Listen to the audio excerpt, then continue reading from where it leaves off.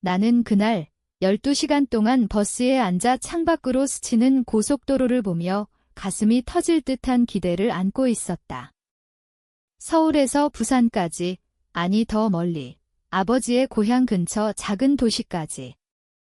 아버지의 정년퇴직 파티였다. 30년 넘게 공장에서 뼈 빠지게 일하신 아버지? 그분이 마침내 쉬실 때가 됐다.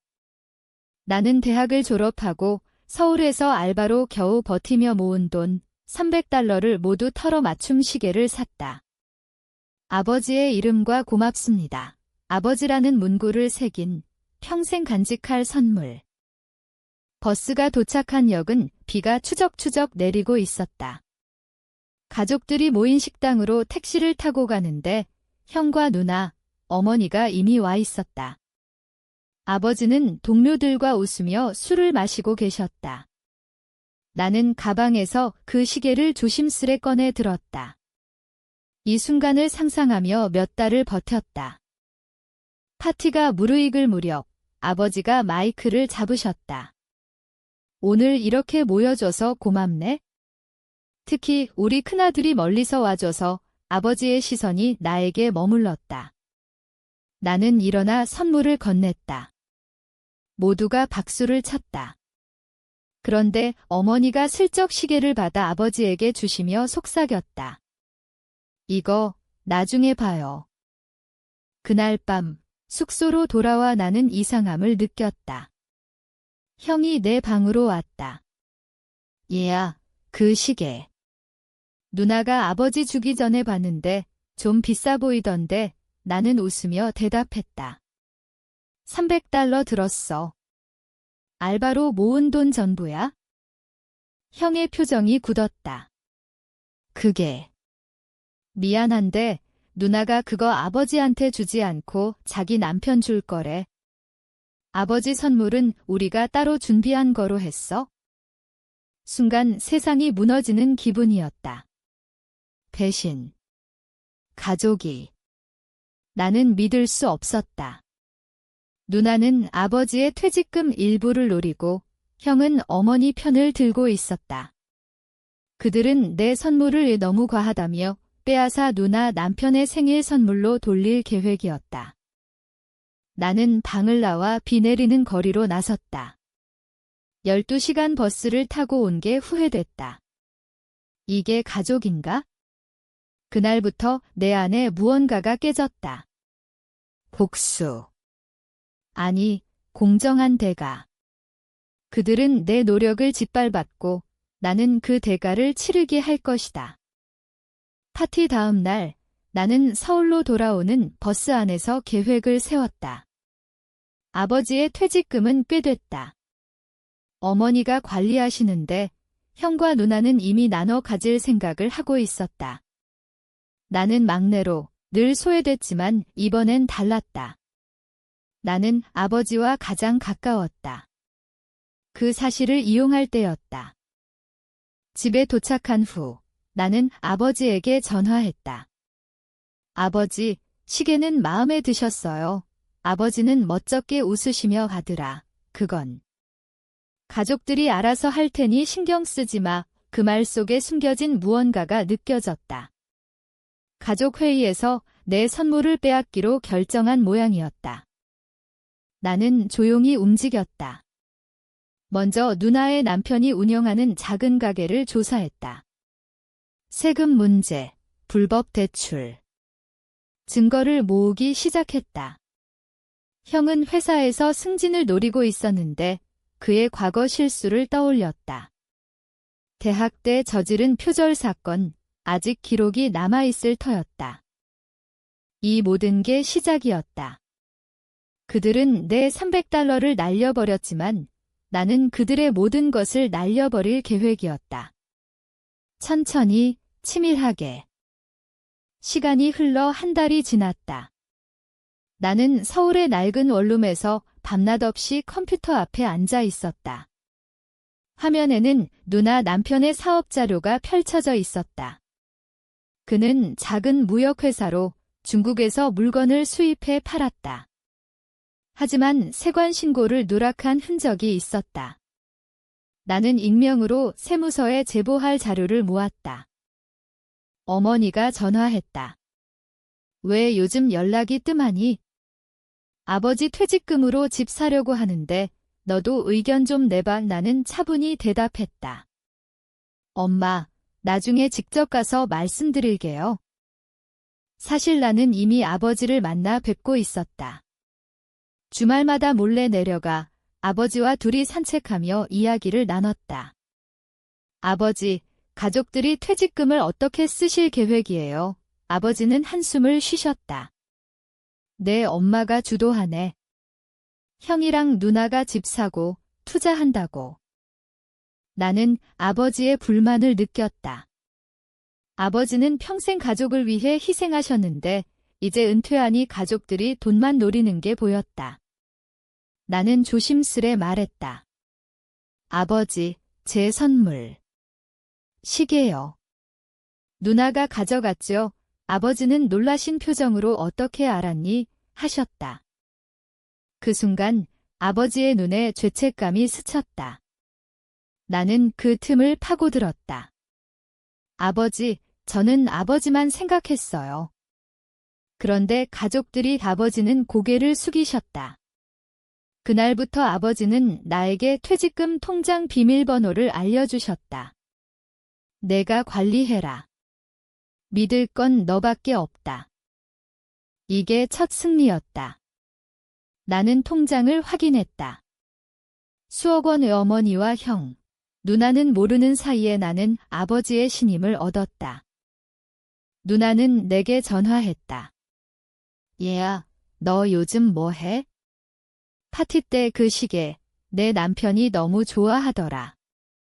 고마워. 그 목소리에 담긴 뻔뻔함이 이를 갈게 했다. 나는 웃으며 대답했다. 잘 썼다니 다행이네요, 누나. 하지만 곧 누나의 세상이 흔들릴 터였다. 나는 세무서에 자료를 보냈다. 익명으로. 누나 남편의 회사는 조사받기 시작했다. 벌금과 압류.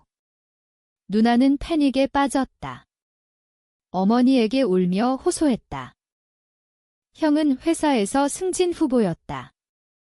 나는 그의 과거 표절 사건을 익명 이메일로 인사팀에 보냈다. 증거 사진까지. 형의 승진은 물 건너갔다. 오히려 징계 위기. 가족 그룹 채팅이 난리가 났다. 누가 이런 짓을 해? 어머니가 의심의 눈초리로 나를 보셨지만 나는 모르는 척했다. 나는 버스 안에서 다시 내려갔다. 이번엔 아버지의 새 집으로. 아버지는 나와 함께 살려고 서울 근교 아파트를 알아보셨다. 가족들한테는 말하지 마라. 아버지의 말에 나는 고개를 끄덕였다. 복수는 달콤했다. 하지만 아직 끝나지 않았다. 그들은 내 돈을 훔쳤고 이제 그들의 안정을 훔칠 차례였다. 여름이 다가오며 상황이 급변했다. 누나 남편의 회사는 세무조사로 파산 직전이었다. 누나는 이혼 위기에 몰렸다. 엄마, 돈 좀 빌려줘. 퇴직금에서 어머니는 당황하며 아버지에게 물었다. 아버지는 나와 상의했다. 어떻게 할까? 나는 차분히 말했다.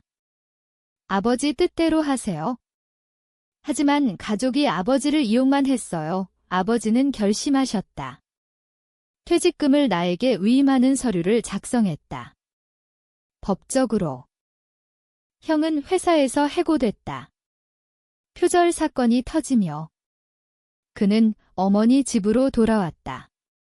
도대체 누가 형의 눈에 증오가 서렸다. 나는 가족 모임을 제안했다. 아버지 생신이라도 하죠. 모두가 동의했다. 식당에서 모인 자리. 아버지가 발표했다. 퇴직금은 민수가 관리한다. 내가 결정했다. 침묵이 흘렀다. 누나가 소리쳤다. 왜요? 막내가 왜? 어머니가 울었다. 여보, 우리 다 같이. 나는 조용히 말했다. 파티 때 제 선물 기억하세요? $300로 산 시계. 누나가 가져가셨죠. 그때부터 가족이 제게 빚졌어요. 누나의 얼굴이 창백해졌다. 그게 미안해 하지만 늦었다. 형이 나를 노려봤다. 내가 한 짓이야? 세무서, 회사. 나는 미소 지었다. 증거 있어요. 그냥 우연이겠죠? 아버지가 말씀하셨다. 나는 민수 믿는다. 너희들은 돈만 생각했어. 그날 가족은 산산조각 났다. 누나는 남편과 헤어졌고 형은 취업난에 빠졌다. 하지만 내 복수는 더 깊었다. 나는 아버지의 돈으로 투자했다. 성공적으로. 아버지와 나는 새 삶을 시작했다. 그런데 어머니가 병이 났다. 암 말기. 어머니가 나를 불렀다. 민수야, 미안해. 우리가 잘못했어. 눈물이 흘렀다. 나는 복잡했다. 증오는 여전했지만 어머니였다. 나는 병원비를 댔다. 하지만 조건으로 가족의 사과를 요구했다. 공개적으로. 그들은 울며 사과했다. 하지만 내 마음의 상처는 아물지 않았다. 가을이 깊어지며 어머니의 병세가 악화됐다. 나는 매일 병원을 오갔다. 아버지도 함께. 형과 누나는 멀리서 지켜봤다. 돈이 없어 제대로 치료도 못 받게 됐다. 어머니가 내 손을 잡았다. 민수야, 내 선물. 그 시계 내가 누나 주라고 했어. 미안해. 그 고백에 내 가슴이 아팠다. 배신의 중심은 어머니였다. 나는 용서할 수 없었다. 하지만 병원비는 계속됐다. 아버지가 그만해도 된다 하셨지만 누나는 자살 시도까지 했다. 구출됐지만 정신과 입원. 형은 알코올에 빠졌다. 나는 그들을 보며 후회했다. 복수가 너무 깊었나. 하지만 그들은 내 삶을 짓밟았다. 12시간 버스, 그 기대, 그 상처. 아버지가 나에게 말했다. 민수야, 이제 그만해라. 가족이야. 나는 고개를 저었다. 아버지, 그들은 가족이 아니에요. 돈 때문에 모인 사람들. 겨울이 왔다. 어머니가 돌아가셨다. 장례식에서 형과 누나가 나를 원망했다. 내 탓이야. 나는 아무 말 안 했다. 장례 후 나는 아버지와 멀리 이사했다. 제주로. 새 삶. 하지만 밤마다 꿈에 그 파티가 나왔다. $300 시계, 웃던 얼굴들. 복수는 끝났지만 내 안에 빈 공간이 생겼다. 제주에서의 삶은 평화로웠다. 아버지와 바다를 보며 산책했다. 아버지는 건강해지셨다. 민수 덕분이야. 나는 웃었다. 하지만 소식이 들려왔다. 형이 사고로 다쳤다. 음주운전. 누나는 퇴원 후 실종됐다. 나는 서울로 올라갔다. 형을 병원에서 봤다. 도와줘. 그는 빌었다. 나는 돈을 주었다. 하지만 치게 마지막이야. 누나는 결국 돌아왔다. 길거리에서. 나는 그녀를 집으로 데려왔다. 아버지 집으로. 가족이 다시 모였다. 이번엔 진심으로. 사과와 눈물. 나는 말했다. 파티 때 제 선물이 날아간 그날부터 모든 게 시작됐어요. 하지만 이제 끝내요. 아버지가 중재했다. 퇴직금을 나눴다. 공평하게. 나는 용서했다. 아니, 잊었다. 증오는 독이었다. 하지만 깊이 새겨진 상처는 남았다. 몇 년 후, 나는 결혼했다. 아버지가 주례를 서셨다. 형과 누나도 왔다. 건강해진 모습으로. 파티에서 나는 아내에게 시계를 선물했다. 맞춤으로. 평생 간직해. 그날 과거가 떠올랐다. 12시간 버스, 잃어버린 $300. 하지만 이제는 다르다. 가족은 진짜 가족이 됐다. 배신과 복수를 거쳐. 아버지가 속삭이셨다. 미안하다. 아들아, 나는 고개를 저었다. 아버지, 덕분에 강해졌어요. 삶은 그렇게 흘렀다. 상처는 흉터가 되고 증오는 교훈이 됐다.